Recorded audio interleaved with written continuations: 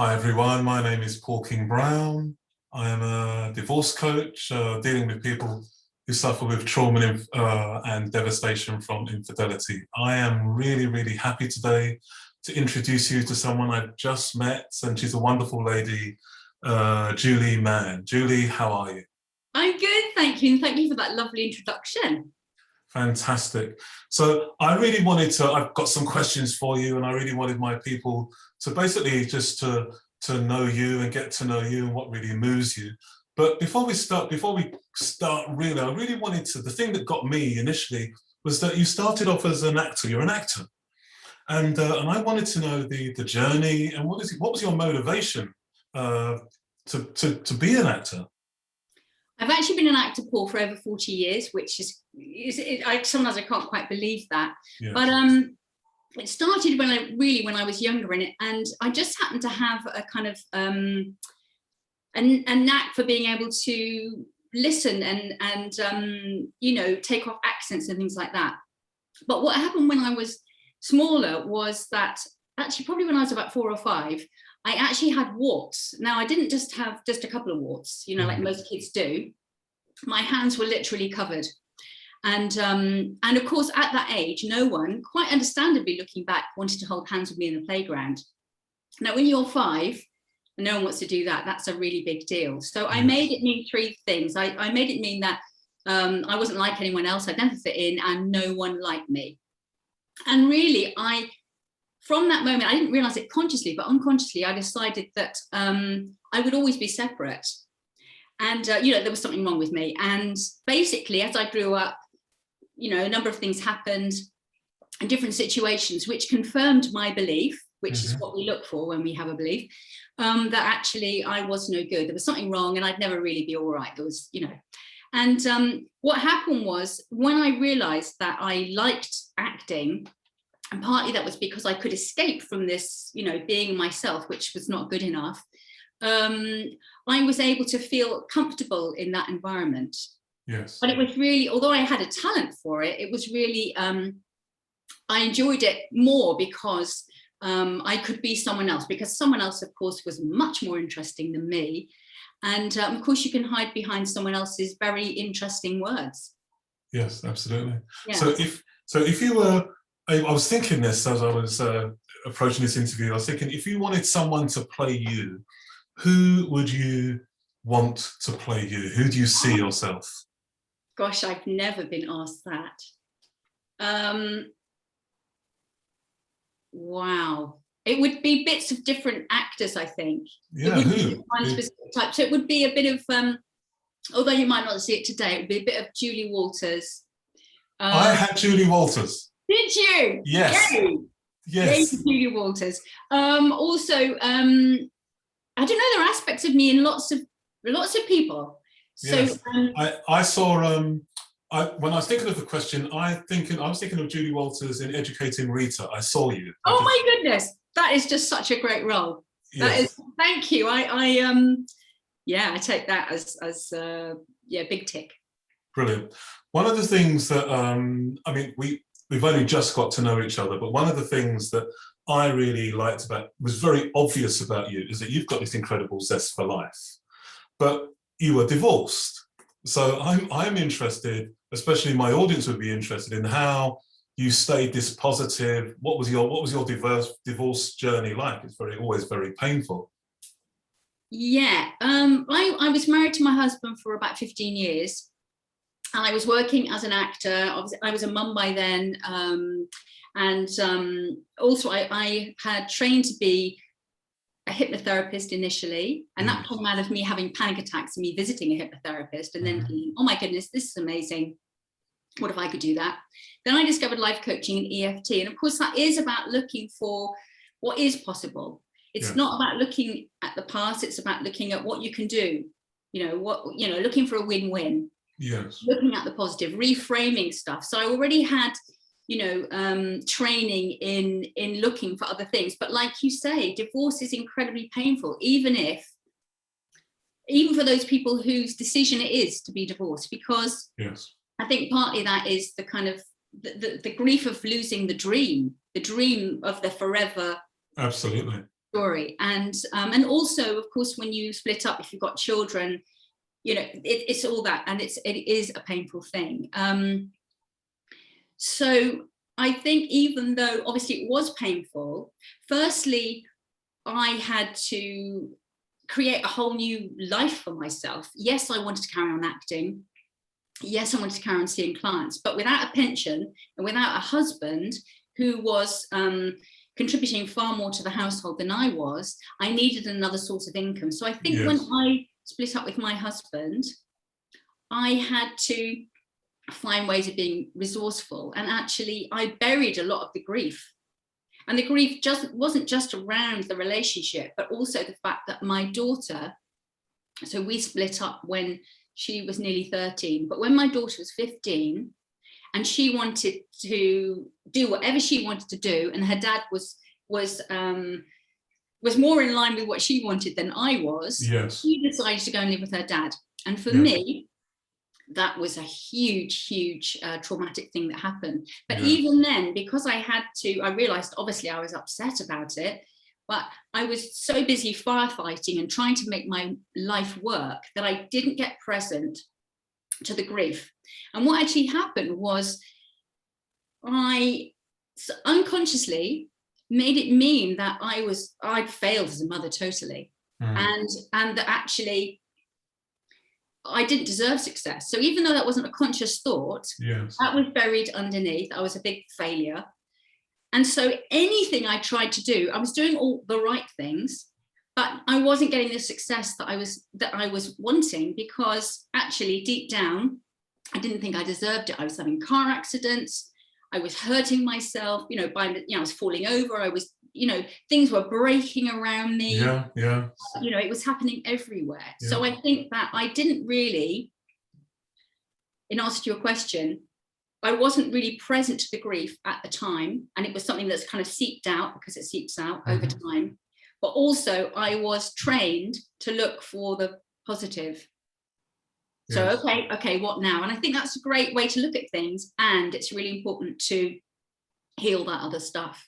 I've got to say, because it's the first time we've spoken about this, that the fact that you allowed your daughter to live with your father must have been painful, but I think it was an incredibly brave thing to do, to put your daughter first. Well, actually, I didn't allow her. She could choose at that point. She could choose.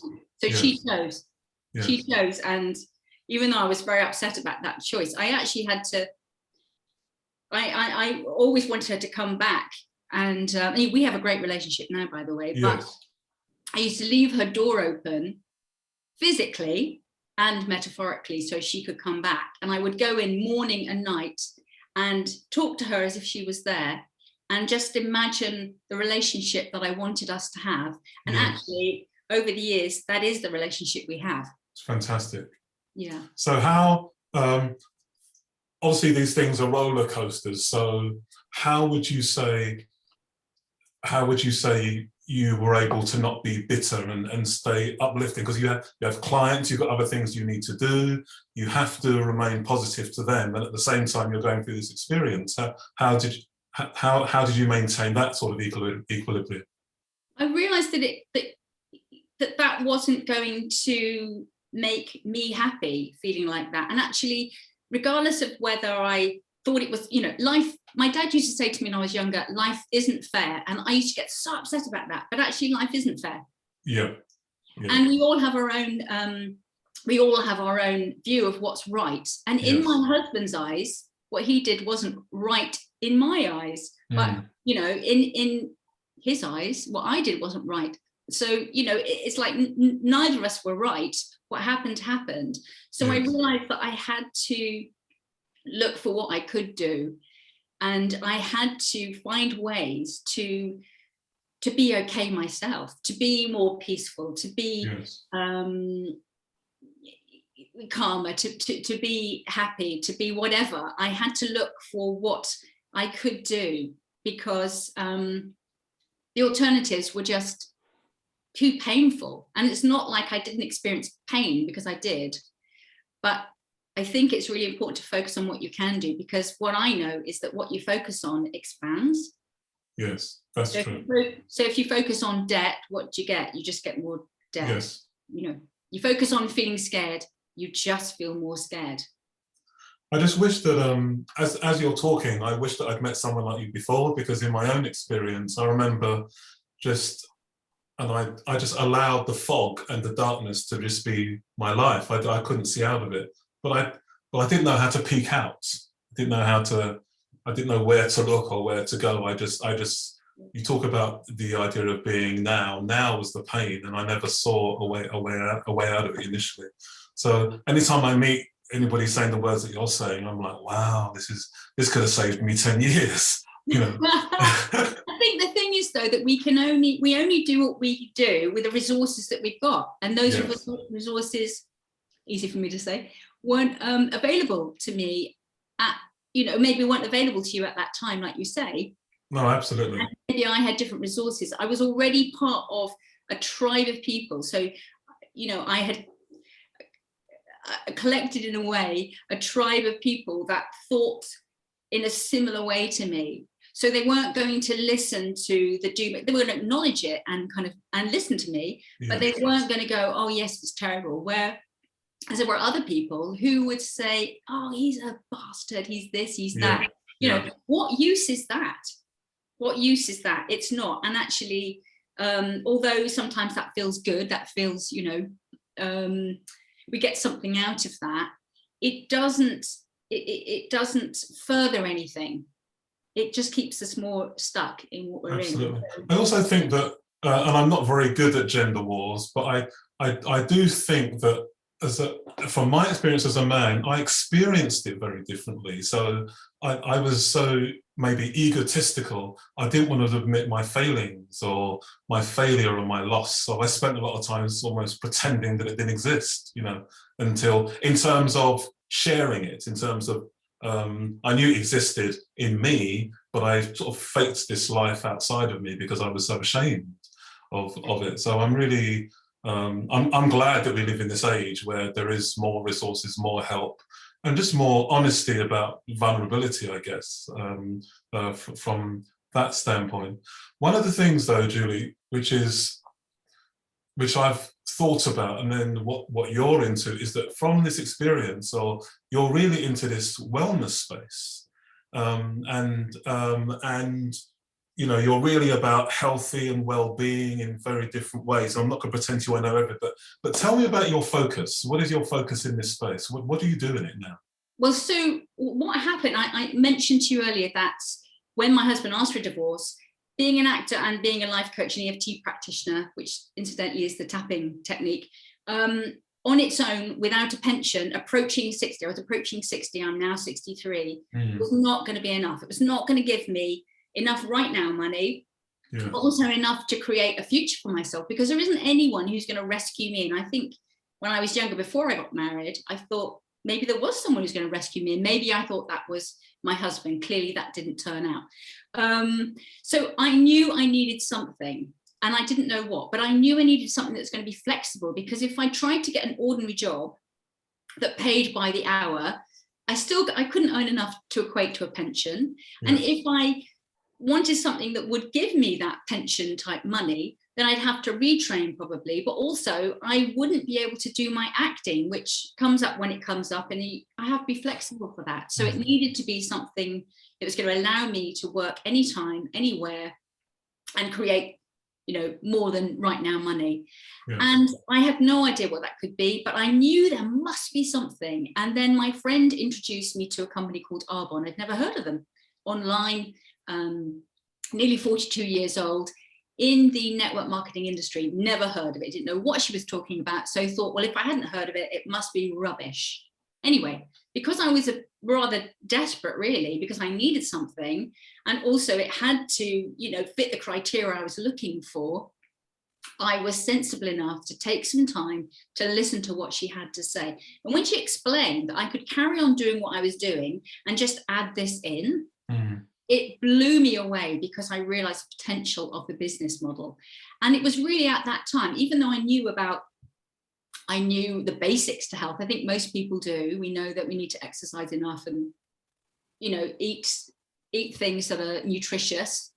I didn't really know a lot of the specifics about some of the things that I know now, in terms of it's not just about what you put in your body, it's also about what you put on your body. It's also about your thoughts, the environment you keep, the people that you hang around with. It's all of those things.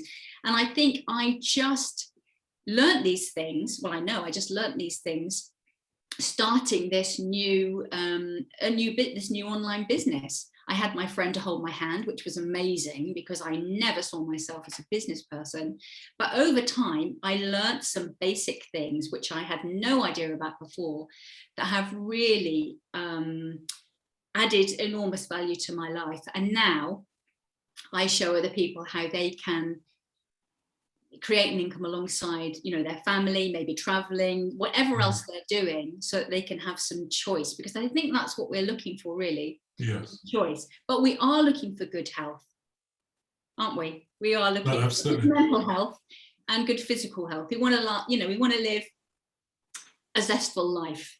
Absolutely. So are the people you work with driven from the story of extra income financially, or are they driven from just the wellness and healthy, just to be wellness and healthy, and then joining in the entrepreneurial journey?